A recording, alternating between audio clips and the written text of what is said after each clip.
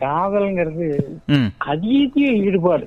ம் இப்ப நான் வானொலின்னா இன்னைக்கு கோடிக்கணக்கான பேர் இருக்கிறாங்க. யாரும் 1,00,000 பேர் தான் அதுல பேசுறோம், அதுல பங்களிப்பு கொடுக்கறோம், எல்லாம் இது பண்றோம். ம் ம் ம் எனக்கு அதிகமான ஈடுபாடு வானொலி. ம் ம் அதே மாதிரி நான் பேரன்பு வச்சிருக்கிறேன் என் பேத்தினால. அது என்னை பார்த்து ஒரு புன்னகை புரிஞ்சுது அப்படின்னா அதை கடந்து நான் போக முடியாது. அது எனக்கு ஒரு முத்தம் கொடுத்துட்டு போனா தான் எனக்கு திருப்தி ஒரு நிறைவு வரும். ம் ம் ம் பொதுவா காதல் அப்படின்னா அதுக்கு ஒரு டெபினிஷன் என்ன அப்படின்னு கேக்குறீங்க. ம் உணர்ச்சிகளில் ஆரம்பித்து உள்ளங்களால் முன்மொழியப்பட்டு உடல்களால் வழிமொழியப்பட வேண்டும். ம் ம் அப்படிப்பட்ட காதல் அன்றும் இன்றும் என்றும் மாறாது, மறையாது, மறைக்கவும் முடியாது. அழகு. நீங்க கல்யாணமாகி குழந்தை விட்டு வந்த பிற்பாடெல்லாம் கூட அந்த பழைய காதலனோட சேர்ந்த எத்தனையோ பேர்த்த நான் பார்த்திருக்கிறேன். எங்க ஊர்லயே இருக்கிறாங்க. ம் ம் ம் சரி.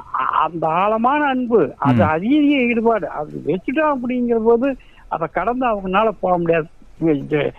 பிறவி தாண்டி கூட வருது அப்படிங்கிறாங்க. ம் ம் சரி, நல்லது. அதீத ஈடுபாடு, விருப்பம்